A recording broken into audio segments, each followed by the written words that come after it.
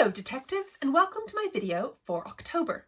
Now this is going to be a fairly short update. I've had a pretty quiet month, and also I am getting ready for a big announcement next month in November, something that I know you're all going to be really excited about.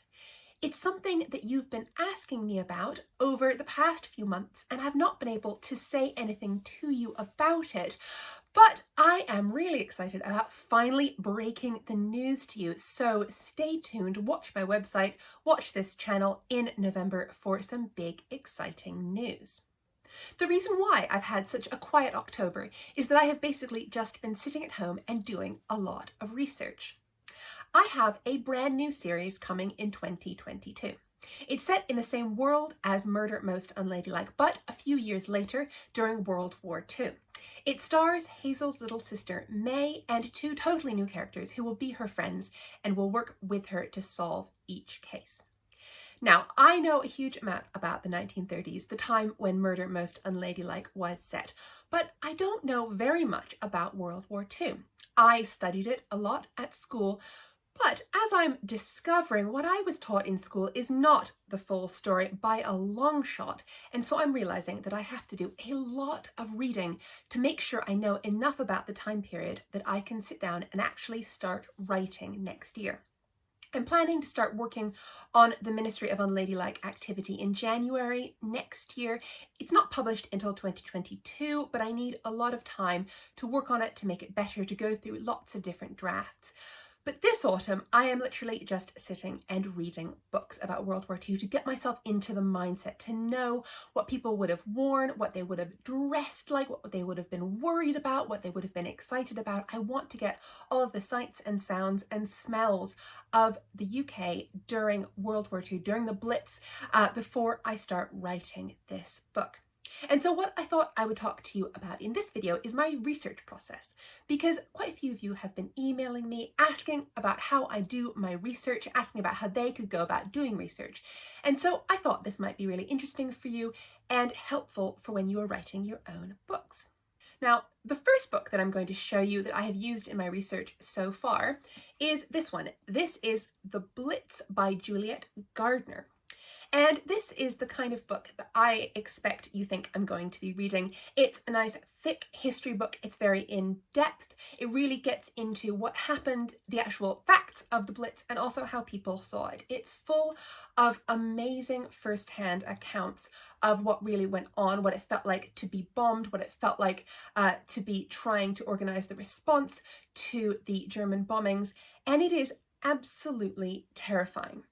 I studied the Blitz, I studied World War II in school over a number of years. I remember coming back to it again and again. I went to school in the UK, and there we are pretty much taught about World War II. It felt like almost every single year. But I have to say that this book gave me a totally different perspective. I never understood just how scary and awful the Blitz was. So I would say that this is a really good resource, and I'm finding it incredibly helpful.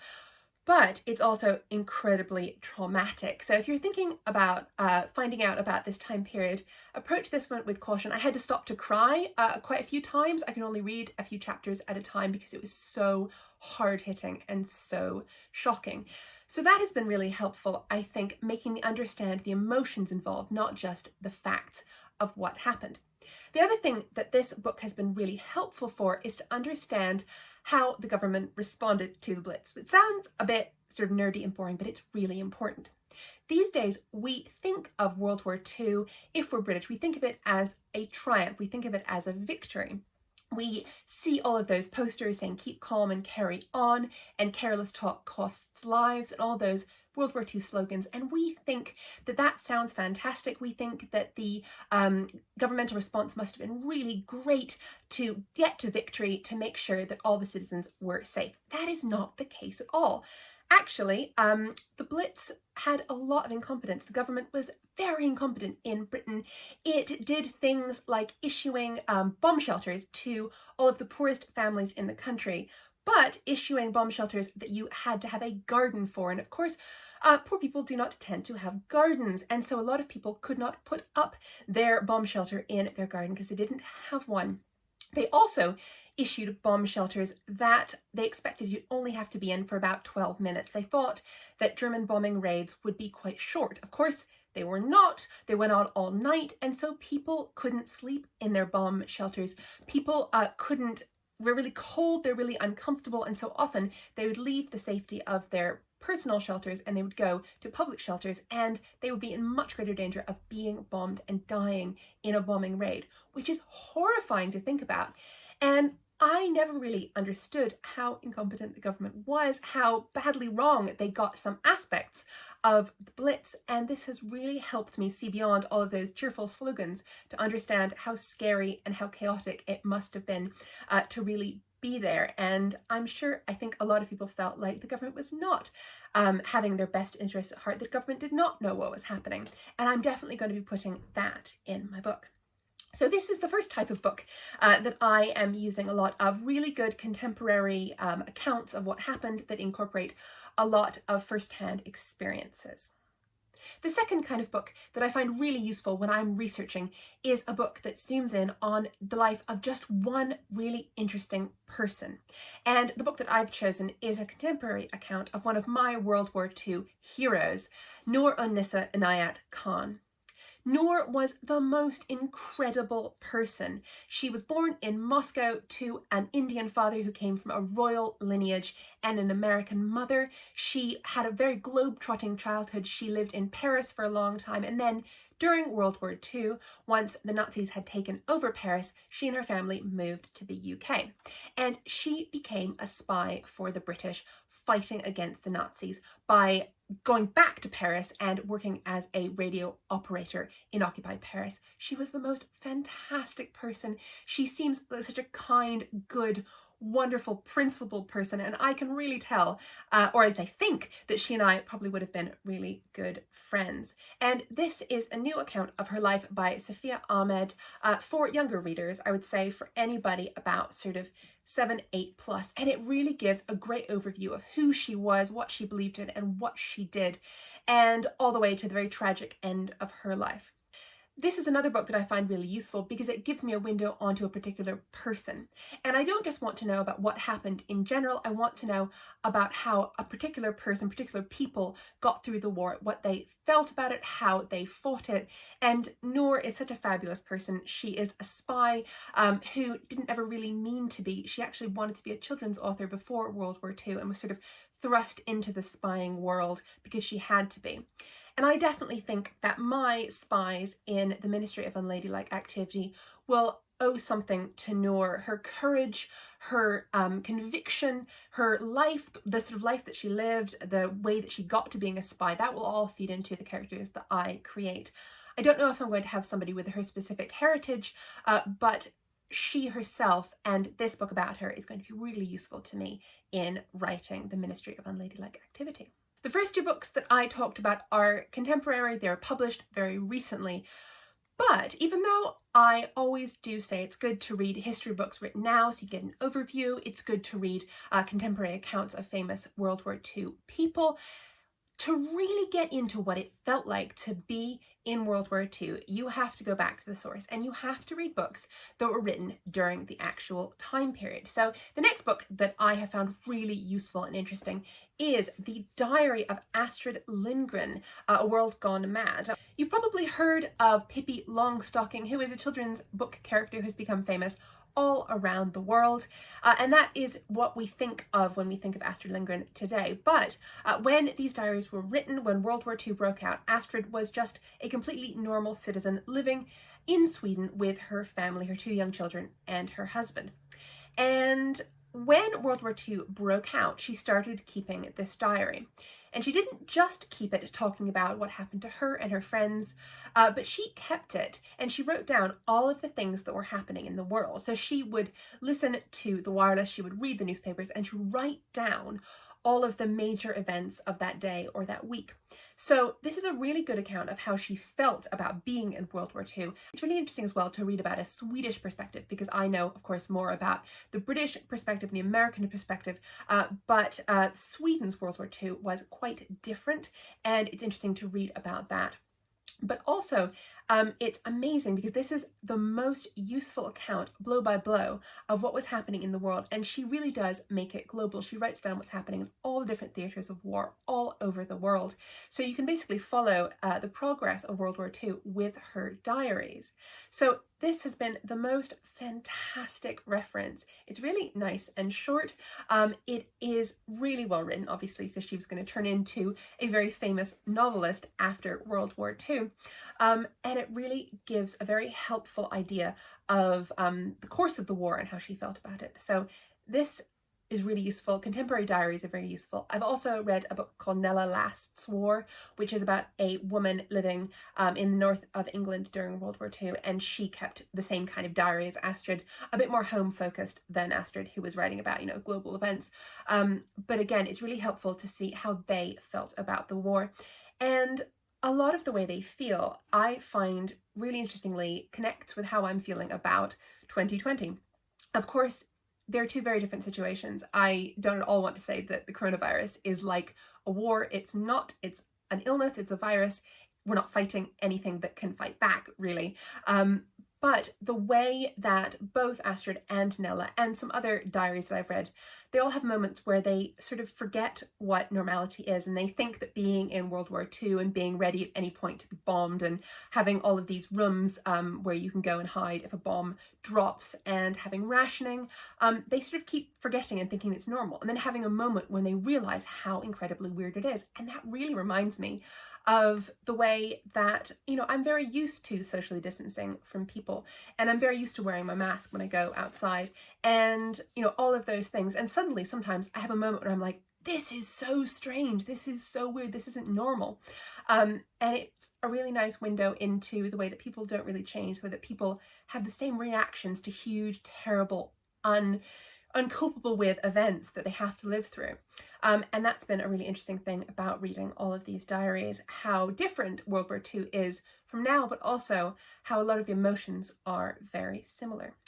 So I've talked about big history books, I've talked about history books that focus on just one person, and I've talked about contemporary accounts that are non-fiction, that are diaries. But the final kind of book that I use to research is something that you might not think of when you're thinking about researching a period, and that is the fiction that was written during that period. And I don't mean fiction that's written about it afterwards, even though it can sometimes be useful to read books written in the 80s and 90s by people who were alive during World War II, because they will remember stuff. You know, it's just like talking to somebody who was around during World War II. They'll remember bits of it, and that will be really helpful because they are still contemporary accounts. But I think the most useful thing you can read is a fiction account of what was happening at the time. And this is a book. It's a book for adults, Northbridge Rectory by Angela Thirkell. And it is a book where nothing really happens, I have to admit. It's set in a fictional town in a county called Barsetshire, which doesn't exist. And it's just about village life. But even though nothing happens in these books, there are loads of them, Angela Thirkell, the author, wrote really quickly, and she wrote these slice of life novels. She wrote one every single year, and she didn't stop during the war. So this book was published in 1941, but it's very clearly, when you read it, the autumn and winter of 1940, which is the beginning, the first part of the Blitz. And that makes it the most incredible resource, because when she's writing about how people are dressing, when she's writing about how people are feeding themselves, what dishes they're eating, what they're worried about in terms of shortages. They're very worried in this about shortages of soap and shortages of onions, and just little social things. There is one of the characters in this brings her own butter and sugar in tins. She's reusing tins that had pins in them to put butter and sugar, her rations, in. So when she goes to somebody else's house, she won't be being rude to her host by taking their ration of butter or sugar. She's got her own. And that is incredibly useful, because that is such a small detail that really history books might be forgiven for leaving that out, that even people who are writing diaries might sort of forget to put down, but she is trying to evoke the sense of the world that she lives in, and so she's putting those tiny, tiny details in, and that's exactly what I want when I am writing my books. So that is my final tip for you. Find books that were written at exactly the time period you were writing about it. So those are the kinds of book that I read when I am doing research, and the kinds of book that I suggest that you read as well. I hope that was a little bit useful for you. Of course, whatever you're researching is going to be different. You'll be finding things in different places. You might be looking at articles online. You might be watching TV and movies. You might be reading books like I do. There really isn't a wrong way to go about it, but just remember that you need to be looking at lots of different sources, and you need to be behaving like a detective. Don't just take things as real and true. Ask yourself why the person writing that has written it, what they mean by it. Do they have an agenda? Was there something they wanted to hide? Is there something they want to show you that might be skewing their vision? And also think about things like class. Richer people will have a very different view of the same thing, in this case, the Blitz, as poorer people do. And you know, it depends on your race, it depends on your gender, it depends on your sexuality. So think about all of those things when you are doing research to get at exactly who your characters are and how they might experience the events that you are writing about. Good luck with your research, and I hope you do enjoy it. I love research. I am a huge history nerd, as you can tell. I love finding out stories from the past and turning them into fiction so you can enjoy them as well. There are so many interesting stories in World War II, and I know I'm still just scratching the surface, and I'm going to be reading for the rest of the autumn, finding out as much as I can before I start writing in January. And of course, even when I start writing, that's not it. I'll still be reading as I write. This is definitely an ongoing, a rolling research project for me. If there's anything that you particularly think that I should be reading or watching or looking at or thinking about, please tell me in the comments. I would love to know. It is really hard to be doing research in a pandemic because I can't go to libraries the way I normally would. I can't go out in the world and meet people and talk to them and interview them.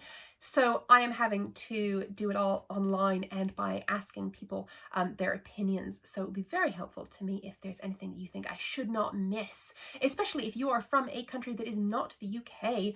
Because as I said before, even though British children spend a whole lot of time studying World War II, we do not get taught it in a very unbiased way. We're taught it in the sense that Britain was great and did great things, and it's a very British perspective. And I want to know more about how it felt to be in World War II from other countries' perspectives as well.